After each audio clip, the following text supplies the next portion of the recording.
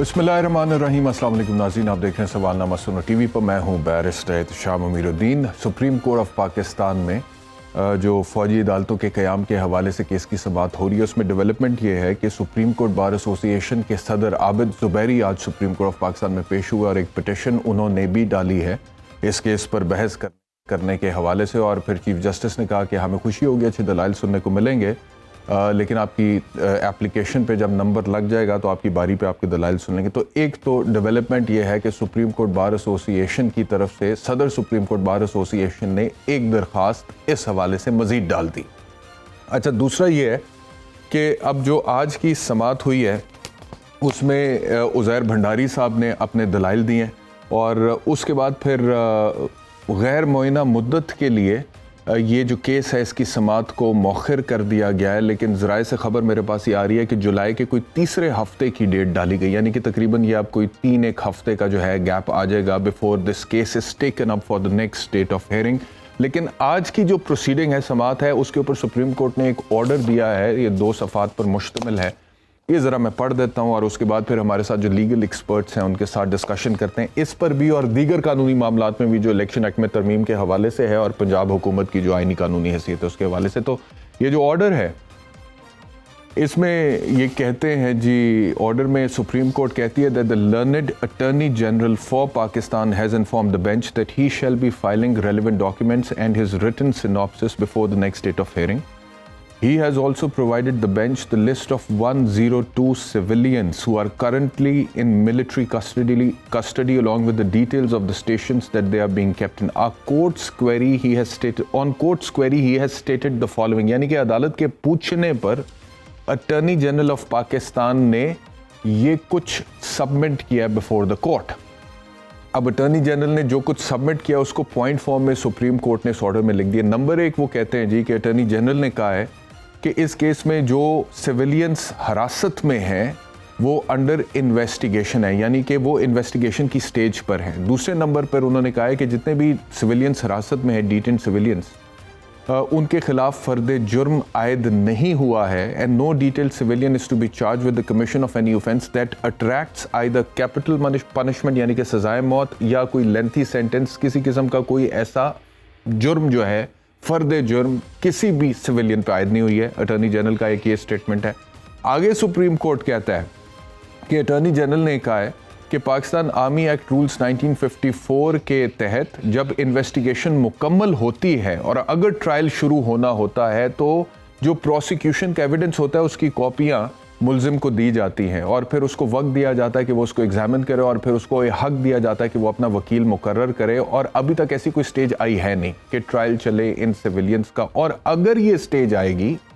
यहाँ पे लिखा हुआ है, तो अटॉर्नी जनरल ऑफ पाकिस्तान जो है वो चेंबर्स में चीफ जस्टिस ऑफ पाकिस्तान को इन्फॉर्म करेंगे। यानी कि कहने का मकसद ये है कि अभी उन लोगों का ट्रायल स्टार्ट नहीं हुआ है।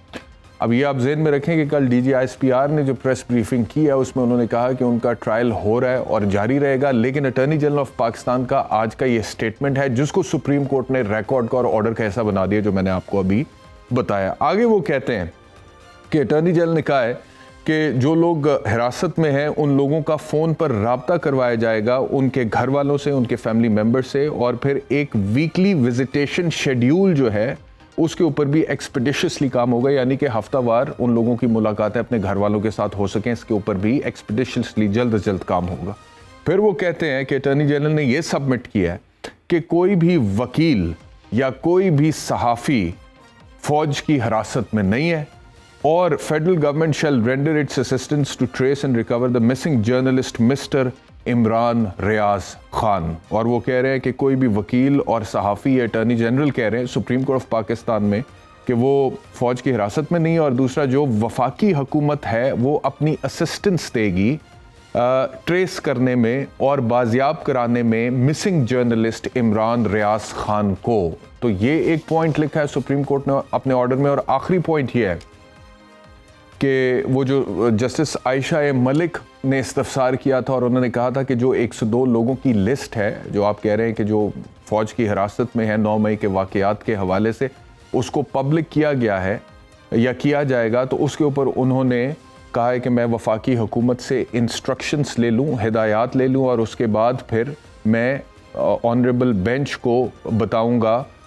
اس حوالے سے کہ اس کو پبلک کیا جائے گا یا نہیں کیا جائے گا, کیا جا سکتا ہے نہیں کیا جا سکتا. تو adjourn to a date after Eid holidays, اور اس کے بعد آخر میں سپریم کورٹ آف پاکستان نے لکھ دیا کہ اب یہ عید کے بعد کیس ٹیک اپ ہوگا. تو یہ گو کہ بڑا شارٹ آرڈر ہے,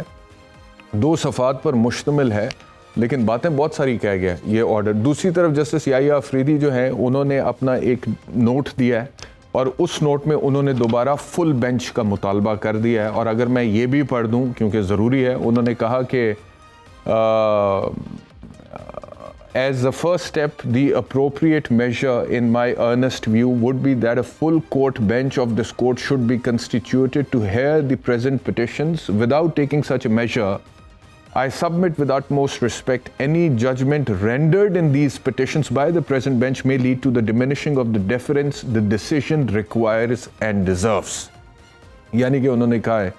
کہ بہت مناسب ہوگا کہ اگر اس کیس میں سپریم کورٹ آف پاکستان کا ایک فل کورٹ بنے جس میں سپریم کورٹ آف پاکستان کے تمام جج صاحبان جو موجود ہیں اس وقت سپریم کورٹ میں, اور وہ جو اسٹرینتھ ہے تقریباً 15 کے قریب ہے, ہونی تو 17 چاہیے in accordance with the rules, لیکن 15 کام کر رہے ہیں. تو ان 15 لوگوں پر مشتمل ایک فل کورٹ بنے اور وہ جو ہے پھر فیصلہ کرے, کیونکہ اگر فل کورٹ سے کم کوئی بھی بینچ, کوئی بھی لارجر بینچ فل کورٹ سے کم اگر اس کا فیصلہ کرے گا تو اس فیصلے کی جو ایکسیپٹیبلٹی یا اس کا جو احترام ہے وہ اس لیول پر نہیں ہوگا جس لیول پر ہونا چاہیے. It is therefore most earnestly urged that the Honorable Chief Justice of Pakistan may consider the reconstitution of the present bench and refer the present petitioners to a full court bench. تو یہ کہہ دیا ہے جی justice یحییٰ افریدی صاحب نے, انہوں نے request کر دی ہے چیف جسٹس آف پاکستان سے کہ آپ اس کے اوپر نظر ثانی کریں اور ایک فل کورٹ جو ہے وہ ضرور اس کے اوپر بنا دیا جائے. تو یہ آج کی ڈیولپمنٹس ہیں سپریم کورٹ آف پاکستان سے. میرے ساتھ جو پینل ہے اس میں جہانگیر جدون صاحب ہیں, جنرل اسلام آباد ہیں, بہت شکریہ میں جوائن کرنے کے لیے. میرے ساتھ یاسین آزاد صاحب ہیں, سابق صدر سپریم کورٹ بار ایسوسی ایشن ہے, senior advocate supreme Court of Pakistan ہے. آپ کا بہت شکریہ ہمیں جوائن کرنے کے لیے. If I may start the discussion with Yasin Azad sahab. اچھا, ہارون الرشید صاحب بھی ساتھ ہیں, سینئر ایڈوکیٹ ہیں سپریم کورٹ آف پاکستان کے اور پاکستان بار کونسل کو ریپرزینٹ کرتے ہیں. ہارون صاحب آپ کا بھی بہت شکریہ. تو considering the calendar of seniority I'd like to begin with Yasin Azad sahab. Yasin Azad sahab, what do you have to say about it sir? یہ جو 2 پیج کا آرڈر ہے میں نے اس کی ایک خلاصہ بیان کر دیا ہے, اور جو نوٹ ہے جسٹس یحییٰ افریدی کا وہ بھی بیان کر دیا ہے, تو کیا کہیے گا سر؟ سر سب سے پہلی بات یہ ہے کہ جہاں تک فل کورٹ کے مطالبے کا تعلق ہے جی, شروع سے پاکستان بار کونسل ہے یا جو دوسری وکلا برادری ہے ان کا ڈیمانڈ یہی تھا کہ بعض جو آئینی معاملات ہیں ان کو فل کورٹ میں لے جائیں, تاکہ فل کورٹ اگر کوئی فیصلہ کرتا ہے تو دوسروں کو اس بات کا موقع نہیں دیا جائے گا کہ وہ کہہ سکیں کہ بھائی یہ معاملہ صحیح نہیں ہوا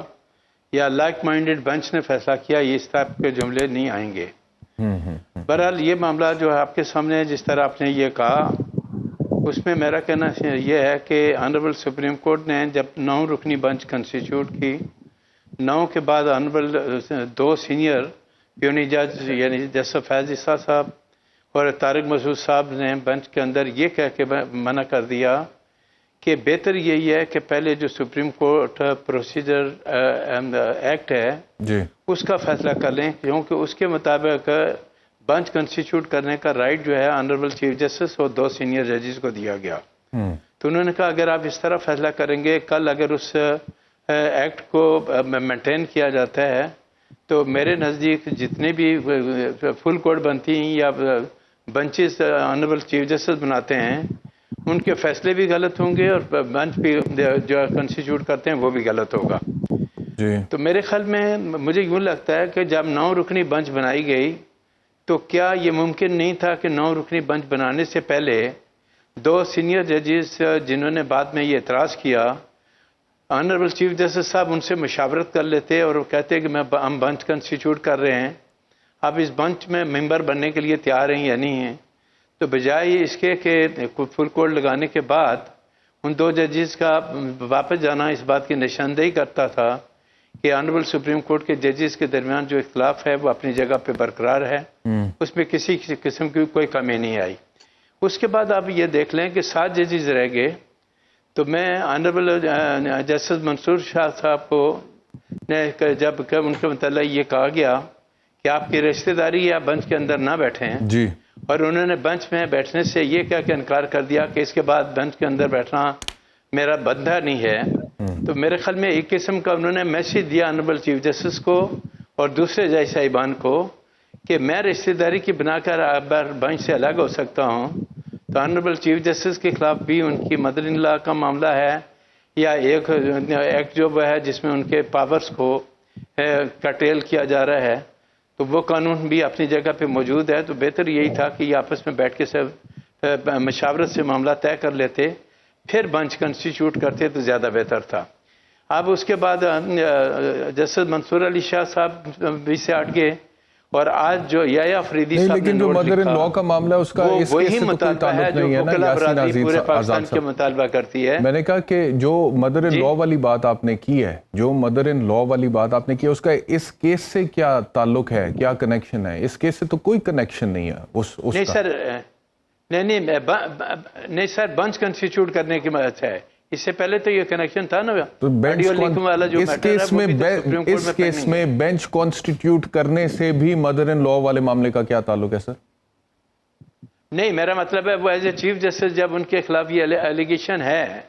تو کیا اس بنچ کے اندر ان کا بیٹھنا بنتا ہے؟ میرا تو پوائنٹ آف ویو یہ ہے سر۔ ایلیگیشن کیا اور ہے؟ دوسرا یہ ہے کہ کیا جب ایلیگیشن ہے ان کے خلاف؟ جی ان کے خلاف کیا ایلیگیشن ہے مدر ان لا کے بعض حوالے سے؟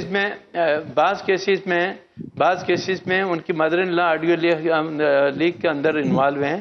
لہذا ضروری یہی ہوتا ہے کہ کسی قسم کا کوئی نہیں اعتراض تو کرنے سے پہلے پہلی بات تو یہ ہے نا معاملات کو طے کر لیا جائے۔ یاسین آزاد صاحب، پہلی بات تو یہ ہے کہ وہ جو آڈیو لیکس ہے اس کی جو لیگیلٹی ہے وہ بھی آپ سمجھتے ہیں، آپ تو senior advocate supreme Court of Pakistan ہے، کہ اس کی جو لیگیلٹی ہے وہ پہلا ایک آبسٹیکل ہے جس کو کراس کرنا ضروری ہے۔ دوسری بات یہ ہے کہ اگر اس کے کانٹینٹ کو بھی دیکھ لیا جائے تو کہیں پر کیا کوئی ایسی گفتگو ہے جہاں پہ مدر ان لا یہ کلیم کر رہی ہوں کہ میرے کہنے پہ موجودہ چیف جسٹس آف پاکستان جو ہے وہ بینچ کنسٹیچیوٹ کرتے ہیں؟ یہ بات تو کہیں پر نہیں ہے۔ وہ تو اپنا تجزیہ اگر کوئی کر رہی ہیں پاکستان کی سیاست کے حوالے سے تو وہ علیحدہ بات۔ نہیں سر، نہیں یہ بات نہیں ہے۔ میرا کہنا یہ ہے کہ جس طرح اعتراض یہ آج یہ کیا گیا کہ منصور علی شاہ صاحب کی پٹیشنر سے رشتہ داری ہے، میں باقی معاملات کی بات کرتا ہوں، پرٹیکولر ملٹری کورٹ کے حوالے سے بات نہیں کر رہا۔ ٹھیک، تو ایسی صورت میں یا جس طرح بنچ کنسٹیچیوٹ کرنے کے لیے سینئر چیف جسٹس اور 2 سینئر ججز کا قانون جس کو آپ نے سٹے دیا ہوا ہے، اور جیسے فیض عیسیٰ کا اس کیس کے اندر جو اعتراض ہے کہ یہ بنچ جو کنسٹیچیوٹ کی گئی یہ قانونی نہیں ہوگی، کل کوئی فیصلہ آتا ہے تو بے غلط ہو جائے گا، اور ان 2 سینئر ججز نے بنچ کے اندر بیٹھنے سے انکار کر دیا۔ جی تو سر، میرا کہنا یہ ہے کہ یہ پہلے اگر مشاورت کر کے آپس میں طے کر لیتے تو شاید یہ جو صورتحال بنی ہے یہ نہ بنتی۔ ٹھیک ہے، مجھے اجازت دیجیے گا، میں ذرا باقی مہمانوں کی طرف جاتا ہوں، اس کے بعد آپ کی طرف واپس آتا ہوں۔ جہانگیر جدون صاحب، یہ فرمائے گا کہ یہ فل کورٹ کی استدعا جو ہے یہ پہلے بھی کئی دفعہ سامنے آ چکی ہے، اور یہ جو موجودہ کیسز ہیں اس میں جو پٹیشنرز ہیں ان کی طرف سے بھی یہ کہا گیا تھا کہ فل کورٹ ہو تو اچھا ہے، اور مجھے یاد پڑتا ہے کہ جو پہلے 21ویں ترمیم ہوئی تھی فوجی عدالتوں کے قیام کی خاطر، آئینی ترمیم، اور اس کے بعد پھر فوجی عدالتیں بنی تھی 2015 میں، تو جو 21ویں ترمیم کا کیس تھا سپریم کورٹ آف پاکستان میں، اس میں بھی فل کورٹ ہی بنا تھا، اور اس وقت 17 جج صاحبان تھے سپریم کورٹ میں، تو 17 جج صاحبان بیٹھے تھے اور انہوں نے کیس کو سنا تھا، اور چیف جسٹس ناصر الملک تھے اور وہ اس کو ہیڈ کر رہے تھے، اور 11 ججوں نے فوجی عدالتوں کے قیام کے حق میں فیصلہ دیا تھا، 6 نے مخالفت کی تھی، کہ 6 نے کہا تھا کہ فوجی عدالتوں کا قیام آئینی ترمیم کے باوجود نہیں ہو سکتا، اس کی مخالفت کی تھی انہوں نے۔ وہ کون کون تھے؟ اس میں ایک تو جسٹس جواد اس خواجہ تھے جو ابھی ایک پٹیشنر بھی ہیں موجودہ کیسز میں، پھر جسٹس اعجاز افضل تھے، جسٹس اعجاز چودھری تھے، جسٹس دوست محمد خان تھے، اور جسٹس قاضی فائز عیسیٰ تھے۔ تو جسٹس قاضی فائز عیسیٰ کا ایک تو فیصلہ ہے ماضی میں، وہ جو 21ویں آئینی ترمیم ہے جس میں انہوں نے فوجی عدالتوں کی مخالفت کی ہے، گو کہ ابھی تو وہ اس بینچ سے اٹھے اور یہ کہہ کے اٹھے کہ اس وجہ سے نہیں کہ کیس نہیں سننا چاہتا بلکہ اس بینچ کو بینچ تسلیم نہیں کرتا۔ ان حالات میں اب سوال آپ سے یہ ہے کہ آئیڈیلسٹکلی سپیکنگ فل کورٹ ہونا چاہیے، میں بھی کہتا ہوں کہ فل کورٹ ہونا چاہیے، لیکن اگر نہیں ہو پاتا تو کیا ایک larger bench of the supreme court ہے وہ کوئی بھی فیصلہ سنا دے، اس طرف سنا دے یا اس طرف سنا دے، کیا اس فیصلے کی لیگیلٹی اور اس کی ویلیڈیٹی زیرو ہو جاتی ہے اگر فل کورٹ نہیں ہے؟ کیونکہ ویسے بھی فل بینچز تو ہوتے ہیں اپنا، اور لارجر بینچز بھی ہوتے ہیں جو فیصلے سناتے ہیں۔ بسم اللہ الرحمن الرحیم۔ نہیں دیکھیں، آپ سب سے بڑی بات یہ کہ سپریم کورٹ کی جو بھی ججمنٹ آتی ہے، جو بھی آرڈر ہوتا ہے، وہ انہوں نے خود اس نے کہا ہے کہ ہمارے پاس کوئی چھڑی تو نہیں ہوتی، ہم اپنے آرڈر کو امپلیمنٹ کرائیں۔ اس میں جو پبلک کا ٹرسٹ اور کانفیڈنس آف دا پیپل ہے وہی انڈورس کرتی ہے ججمنٹ آف سپریم کورٹ۔ کوئی بھی کورٹ ہو، ظاہر ہے اس کے پاس کوئی نہیں ہوتا انفورسمنٹ کے لیے، کوئی ایسا تو نہیں ہوتا کہ وہ بالکل ایک اسٹک ہو کہ وہ کہیں جی انفورس نہیں کریں گے تو آپ کو جیل میں ڈال دیں گے، مطلب اپیرنٹلی۔ تو سب سے بڑی جو لارجر بیس ہے آل اوور دا ورلڈ وہی ہوتی ہے کہ confidence of the people and public trust جو ہے وہ آپ کی کورٹ کی جو ججمنٹ آتی ہے آرڈر انڈورس کرتا ہے۔ اب اس میں یوں ہی بینچ بنتا ہے تو ود ان دا کورٹ جو ہے یہ میسج جاتا ہے نا، یہ تھوڑا سا پبلکلی ٹھیک نہیں ہوتا کہ جج جو اپنے جج ہیں بینچ کے اندر وہ خود اعتراض کر دیتے ہیں کہ جی اس طرح کوئی ہمارے ساتھ کنسلٹیشن کی گئی۔ ایک دیکھیں نا، بہت بڑا میٹر ہے، تو اس میں کیا فرق پڑتا تھا کہ اگر وہ دو سینئر جج ہیں سب مشاورت کر لیتے اور کہتے جی میں نے ان سے مشاورت کی ہے، تو اگر ووٹ چاہتے تو پھر تھوڑا سا ڈائیورٹ ہوتا کچھ۔ تو انہوں نے کہا جی ہمیں تو 8 سوری ایک اور چیز کی وضاحت کرتے ہیں ہمارے ویورز کے لیے یہاں پہ، اگر chief justice, sitting chief justice مشاورت کریں سینئر موسٹ ججز سے انکلوڈنگ دا پیونے جج، اور مشاورت کے باوجود دونوں کی رائے میں اختلاف ہو، تو کس کی رائے پریویل کرے گی، چیف جسٹس کی یا پیونے جج کی؟ یہ obviously چیف جسٹس کی، اس میں there is no second opinion that کہ وہ تو چیف جسٹس کی رائے کریں گے، لیکن دیکھیں کہ کنسلٹیشن کا پروسیس تو ہو نا، کنسلٹیشن کا پروسیس دیکھیں، chief justice of Supreme Court of Pakistan, اس پہ تو کوئی وہ نہیں ہے۔ لیکن اب اس میں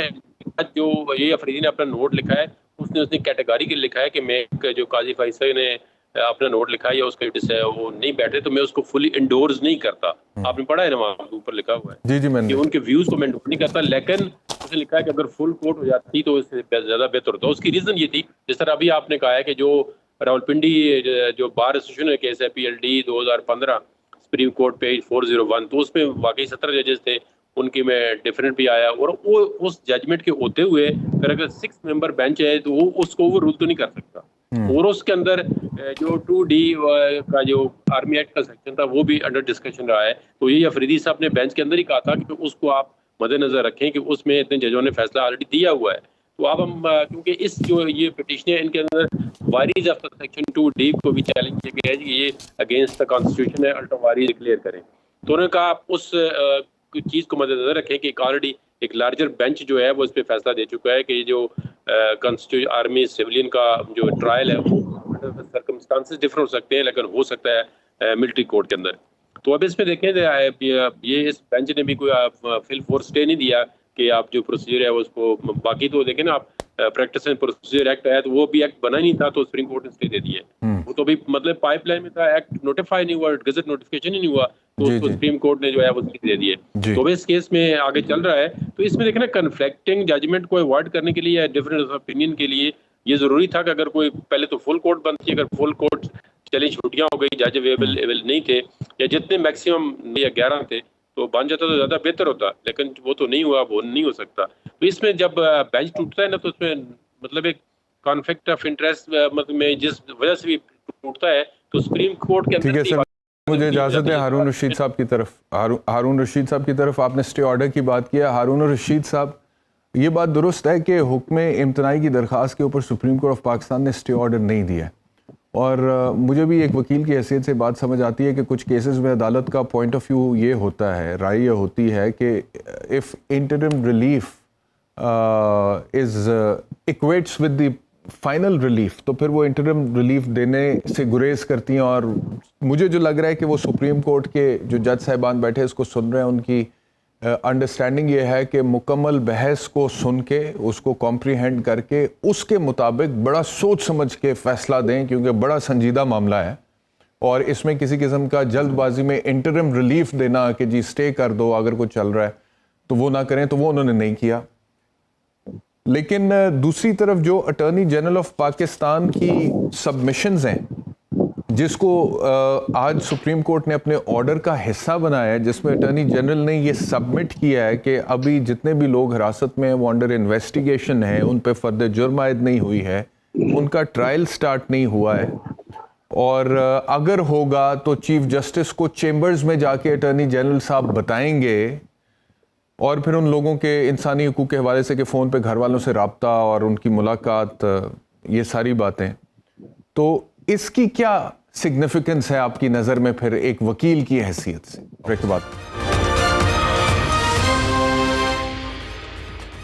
welcome back to Sawalnama. Haroon ur Rashid sahab please continue کیجیے گا. جی اچھا، وہ جس طرح آپ نے جو اوپینین دی ہے کہ ججز صاحبان نے وہ انٹرم کوئی نہیں پاس کیا، میرے خیال میں وہ اسی نظریے سے پاس نہیں، الٹیمیٹ جو ہوگا وہ اس پہ افیکٹ کرے گا. تو یہی صورتحال ہے. جہاں تک بینچ کنسٹیٹیوشن کا معاملہ ہے تو قاضی فائز عیسیٰ صاحب نے تو پہلے بھی اسی پوائنٹ پہ ابھی تک کسی بینچ کا حصہ نہیں بن رہے. وہ کہتے ہیں کہ جب سے وہ ایکٹ پاس ہوا ہے اور ایکٹ میں چونکہ کنسلٹیشن ضروری ہے سینئر موسٹ 2 ججز کی اور چیف جسٹس صاحب کی، تو اس میں چونکہ کنسلٹیشن کوئی نہیں ہو رہی، اس لیے وہ بینچ کسی بھی بینچ میں بھی نہیں بیٹھ. نہیں، میرا سوال آپ سے وہ تھا، سوال اٹارنی جنرل نے جو سبمیشنز دی ہیں سپریم کورٹ کو، جو سپریم کورٹ نے اپنے آرڈر کا حصہ بنا دیا، جو میں نے انٹرو میں پڑھ کے سنائی ہے کہ جس میں انہوں نے کہا کہ کوئی ٹرائل نہیں ہو رہا، اور کل D G I S P R کی جو پریس ٹاک تھی اس میں انہوں نے کہا کہ ٹرائل ہو رہا ہے اور جاری رہے گا، اور دوسری طرف اٹارنی جنرل سپریم کورٹ میں کہتے ہیں کہ کوئی ٹرائل نہیں ہو رہا، انویسٹیگیشن سٹیج پہ، اگر ٹرائل ہوگا تو آرمی رولز 1954 کے جو ہیں اس کے تحت وہ پروسیکیوشن ایویڈنس کی کاپی سپلائی کی جاتی ہیں اور وہ سارا کام کیا جائے گا اور چیف جسٹس کو پرائز کریں گے. اس کی کیا قانونی طور پہ اہمیت ہے پھر جو اٹارنی جنرل نے سبمٹ کیا سپریم کورٹ میں آج؟ یہ سوال ہے. دیکھیں، اٹارنی جنرل صاحب کی اپنی کوئی انفارمیشن ہوگی اور اس کے مطابق انہوں نے ایسا کیا ہوگا، لیکن جو D G I S P R نے جو پریس کانفرنس میں کہا ہے وہ تو یہی کہا ہے کہ ٹرائل ہو رہا ہے، اور اگر ٹرائل ہو رہا ہے تو پھر خیال میں یہ اٹارنی جنرل صاحب کی انفارمیشن جو ہے وہ ٹھیک نہیں ہے.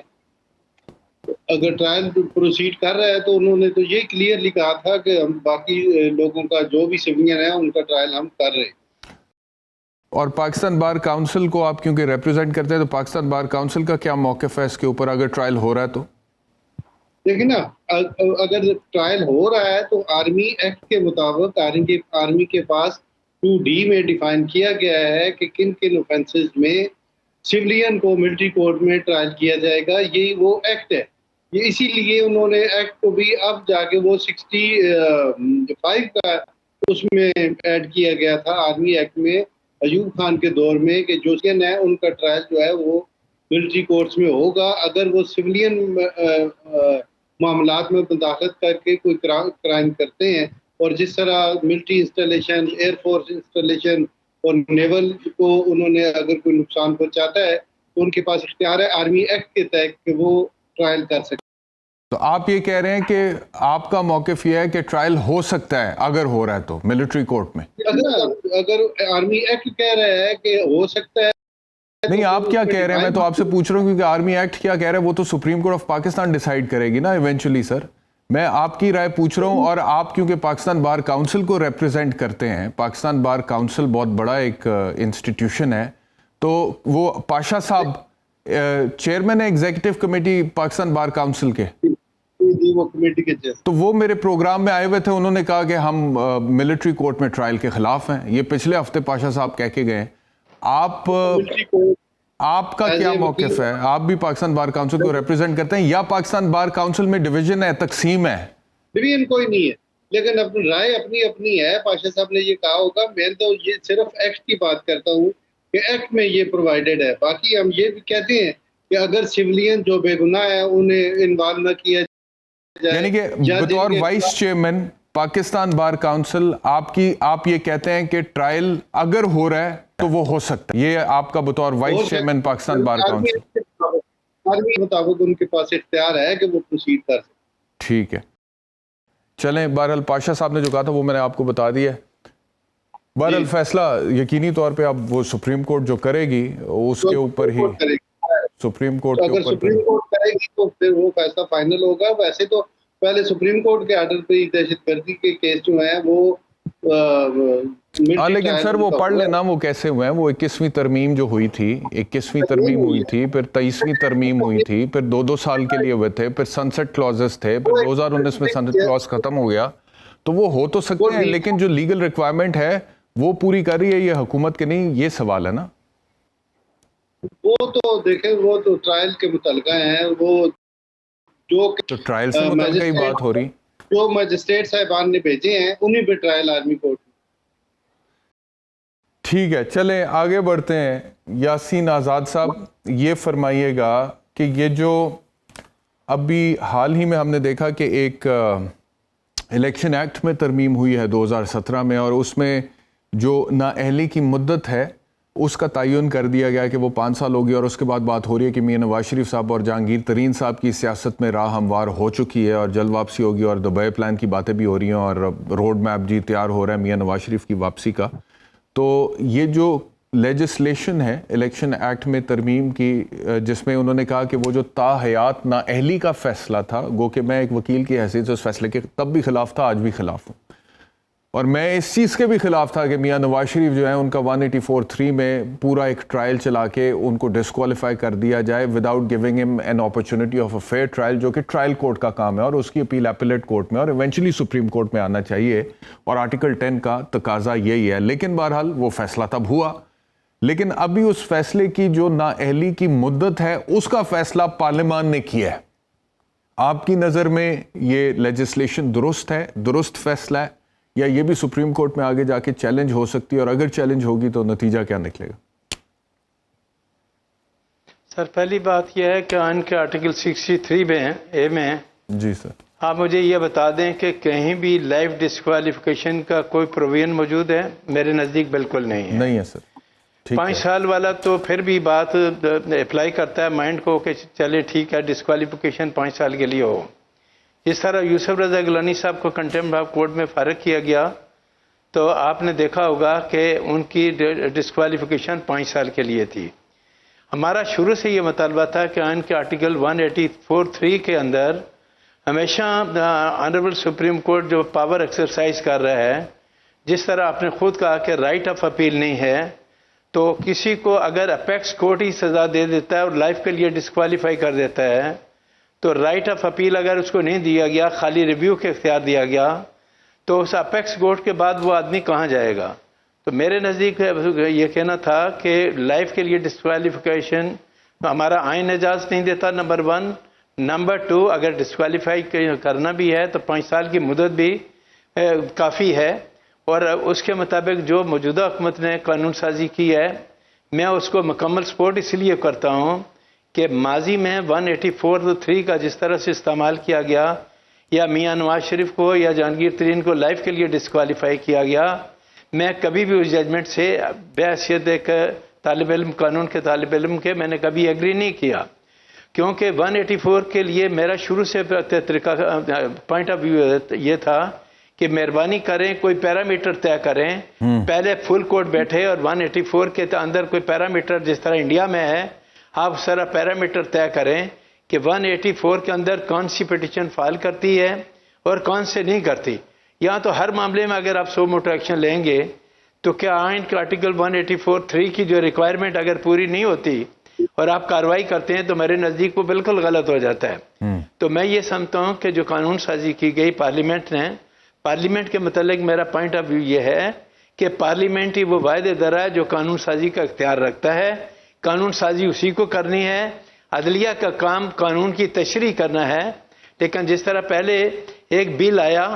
وہ قانون بنا ہی نہیں, اس کو سٹے دے دیا گیا.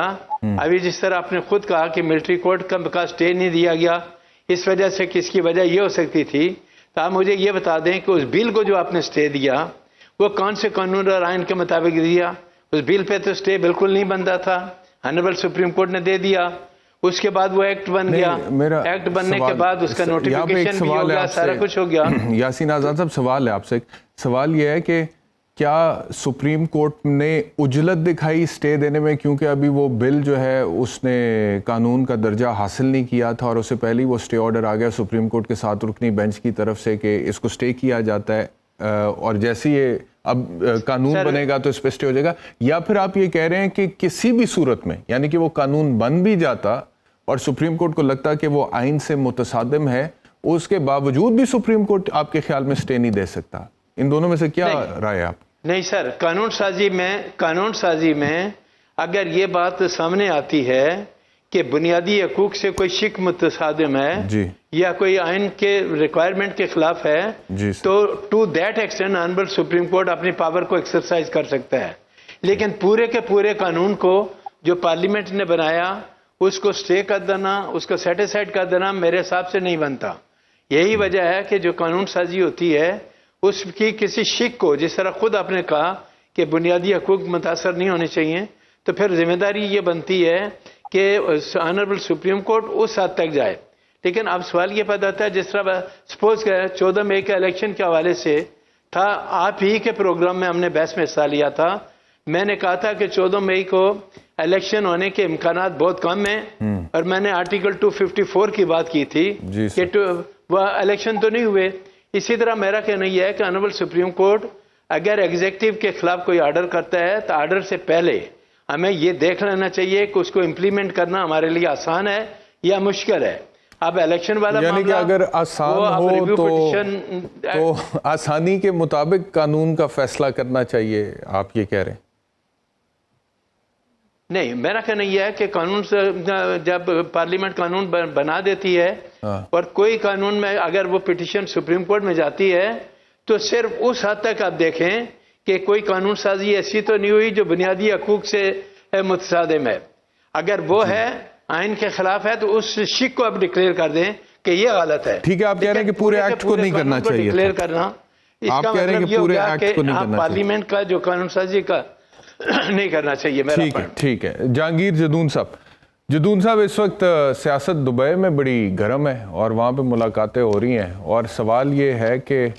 وہاں پہ بات کیا ہو رہی ہے؟ کیا بات پاکستان میں جو مسائل ہیں اس کی ہو رہی ہے؟ بات کوئی وہ دبئی پلان کی باز گشت ہے کہ جی پاکستان پیپلز پارٹی اور پاکستان مسلم لیگ نواز کیا چاہتے ہیں انتخابات کے حوالے سے، کہ کب ہوں انتخابات؟ ایک خبر یہ بھی ہے کہ پیپلز پارٹی چاہتی ہے کہ وقت پہ ہو جائے، یعنی کہ اکتوبر یا نومبر میں، لیکن پی ایم ایل این چاہتی ہے کہ تھوڑی تاخیر کے ساتھ ہوں۔ لیکن ایک خبر یہ بھی ہے کہ یہ جو لیجسلیشن ہوئی ہے الیکشن ایکٹ 2017 میں، جس میں نااہلی کی مدت کا تعین کر دیا گیا ہے 5 سال تک، اس کے بعد میاں نواز شریف کی واپسی کی سیاست میں واپسی کی راہ ہموار ہو چکی ہے، تو اس کا روڈ میپ بن رہا ہے کہ وہ واپسی ہوگی کیسے۔ تو سوال یہ ہے کہ میاں نواز شریف کی واپسی پر انہیں کن قانونی مسائل کا سامنا ہو سکتا ہے، گیون دا فیکٹ کہ ان کا اس وقت جو سٹیٹس ہے اور جو سزا انہیں ہوئی ہے، یا پھر ان کے آنے سے پہلے آپ وہ تمام مسائل حل کر دیں گے ان کے لیے، آپ اور اٹارنی جنرل آف پاکستان؟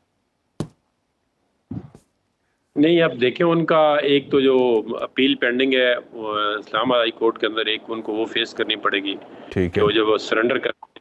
تو وہ اپیل جو ہے وہ اس کی ریسریکشن ہوگی، دوبارہ اپیل جو ہے اپلیکیشن دے کے بحال ہو جائے گی، تو اس کے بعد پھر اس کیس کا جو فیصلہ ہے وہ میرٹ پہ ہوگا۔ اور میرے خیال میں اس کیس کے اندر اتنی جان نہیں، میری پرسنل اوپینین، کیونکہ میں ایسوسیٹڈ رہا ہوں اس کیس کے ساتھ تھرو آؤٹ، کیونکہ 2 اس کے جو مریم اور کیپٹن سفتر ہیں وہ آلریڈی کوئٹل ہو چکے ہیں ان کی، تو اگر اس کیس کے اندر کوئی جان ہوتی تو ان کی کوئٹل نہ ہوتی، اس میں تو ان کا اب اپیل لگتی ہے تو ظاہر ہے میٹر ہائی کورٹ سنے گی، تو میری پرسنل رائے یہ ہے کہ اس میں ان کو بھی کوئٹل ہو جائے گی، کیونکہ اس کی بیس کیس کی اتنی کمزور ہے کہ اس پہ جو کنویکشن ہے وہ سٹینڈ نہیں کرے۔ لیکن جب وہ پاکستان واپس آئیں گے تو کیا انہیں سرنڈر کرنا پڑے گا؟ ڈیفینیٹلی وہ پروٹیکٹیو بیل لے کے سرنڈر کریں گے نا، اس کے بغیر وہ تو ایک ججمنٹ سٹینڈ کر رہی ہے، جب وہ آئیں گے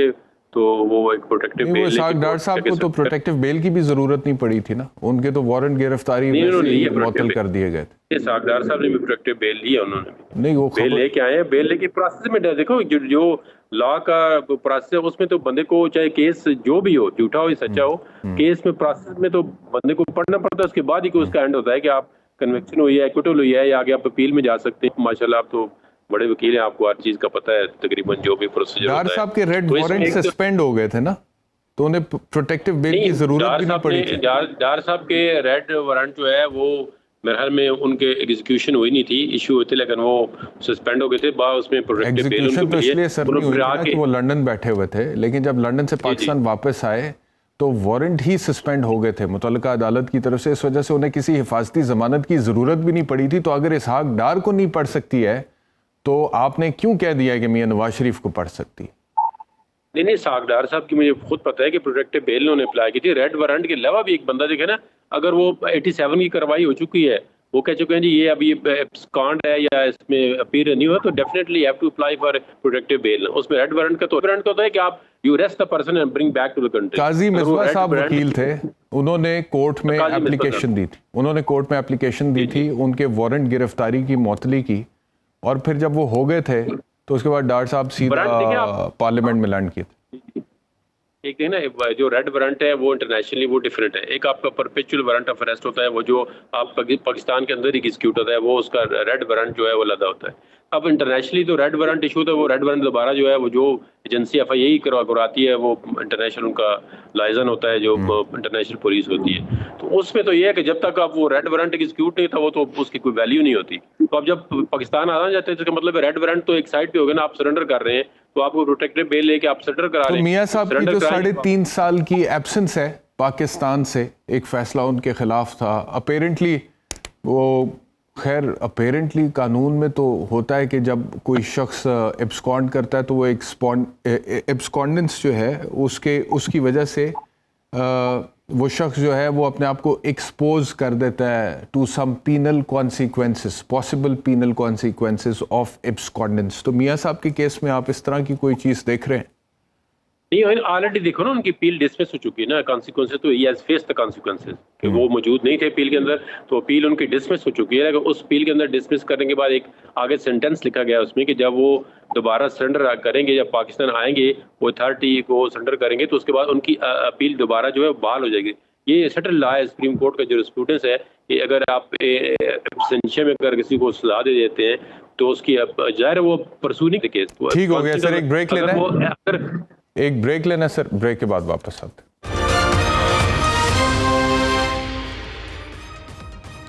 ویلکم بیک ٹو سوال نامہ. ہارون الرشید صاحب یہ فرمائے گا کہ اگر پنجاب کی حکومت کی طرف آئیں جو کیئر ٹیکر سیٹ اپ ہے، تو اس نے ابھی حال ہی میں بجٹ بھی پریزنٹ کیا ہے، اس نے کوئی تنخواہوں میں اضافے کا اعلان بھی کیا اس بجٹ میں، انہوں نے پینشن میں اضافے کا اعلان بھی کیا اس بجٹ میں. تو ایک کیئر ٹیکر سیٹ اپ میں بجٹ کا پیش ہونا اور پھر اس بجٹ میں تنخواہوں میں اضافے کا اعلان ہونا، پینشنز میں اضافے کا اعلان ہونا اور دیگر جتنے معاملات پنجاب کی حکومت جو ہے وہ چلا رہی ہے، آپ کے خیال میں یہ آئینی و قانونی طور پر درست ہیں یا غلط ہیں؟ دیکھیں، اگر تو کیئر ٹیکر گورنمنٹ اس عرصے میں آ رہی ہے جہاں پہ بجٹ میں پیش ہونا ہے اور دوسری الیکشن بھی نہیں ہو رہے اور دوسری گورنمنٹ کے آنے کا کوئی جلدی یعنی کہ اس ٹائم میں آنے کا کوئی ہے بھی نہیں ہے، تو اس لیے اگر انہوں نے انتظامی معاملات کو تو چلانا ہی ہے اور وہ کیبنٹ ہے، اس کیبنٹ نے اپنا بجٹ دیا ہے کہ جو انہوں نے آگے اگلے سال کا یا پہلے جو ان کے پاس ریونیو ہے ان کا حساب کتاب بھی دینا تھا، تو وہ ان کے پاس کیونکہ گورنمنٹ نہیں ہے تو انہوں نے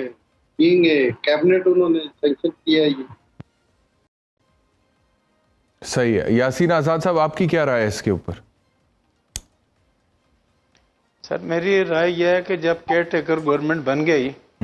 بننے کے بعد اگر 90 ڈیز کے اندر الیکشن نہیں ہوئے تو آئین میں اس بات کی کہیں نشاندہی نہیں کی گئی کہ اس کے بعد کیئر ٹیکر گورنمنٹ کی پوزیشن کیا ہوگی، بلکہ یہ طے کیا گیا کہ جب تک اس صوبے کے اندر الیکشن نہیں ہو جاتے اور الیکشن ہونے کے بعد ریپریزنٹیٹیو جو ہماری پارلیمنٹ کے وہ نہیں آ جاتے اور نئی حکومت نہیں بن جاتی، اس وقت تک کیئر ٹیکر گورنمنٹ کنٹینیو کرے گی. اب کیئر ٹیکر گورنمنٹ نے جو بجٹ دیا وہ ٹوٹل 4 مہینے کے لیے دیا، کوئی لمبے عرصے کے لیے نہیں دیا. 4 مہینے کا پیریڈ ظاہر ہے کہ اکتوبر میں جا کے اینڈ ہو جاتا ہے. تو اس ٹمپریری پیریڈ کے لیے پنجاب کی حکومت ہو یا کے پی کے کو، ان کے افیئر کو رن کرنے کے لیے آپ کے پاس اس کے علاوہ کوئی آپشن تھا نہیں. تو لاحمالہ ان دونوں صوبوں نے اس آپشن کو اڈاپٹ کیا، اور میں یہ سمجھتا ہوں کہ ایک ٹمپریری پیریڈ کے لیے ظاہر ہے کہ آپ کو سسٹم کو اگر چلانا ہے تو یہ بجٹ 4 مہینے کے لیے جو انہوں نے دیا بالکل صحیح دیا. اب سمپل یہ ہے کہ اگر گورنمنٹ جس طرح ہم کہتے ہیں کہ 90 ڈیز کے بعد کیئر ٹیکر کنٹینیو نہیں کر سکتی، تو اس چیز کو کسی نے کہیں چیلنج نہیں کیا. آپ ہی کے پروگرام میں نے یہ بات کہی تھی اور میں ریپیٹ کرتا ہوں. میں نے یہ کہا تھا کہ 90 ڈیز اب میں اگر الیکشن نہیں ہوتے تو آئین خاموش ہے. ایسی صورت میں کیئر ٹیکر گورنمنٹ کنٹینیو کرے گی اس وقت تک جب تک اس صوبے میں الیکشن نہیں ہو جاتا، نئی پارلیمنٹ کا وجود عمل میں نہیں آ جاتا. لیڈر آف ہاؤس کا الیکشن جب ہو جائے گا تو کیئر ٹیکر گورنمنٹ اپنے گھر کو چلی جائے گی. میں آج بھی اپنے اس موقع پہ قائم ہوں اور میں یہ سمجھتا ہوں ٹھیک ہے. میں چاہ رہا ہوں کہ جہانگیر جدون صاحب بھی آپ دونوں کی اس رائے پہ اپنی مہر ثبت کر دیں، اس کے بعد پھر میں کنکلوڈ کر دیتا ہوں پروگرام. جہانگیر جدون صاحب، یہ دیکھیں آرٹیکل 86 آف دا کانسٹیٹیوشن ہے، وہ کہتا ہے کہ اگر اسمبلی ڈیزالو ہو گئی ہیں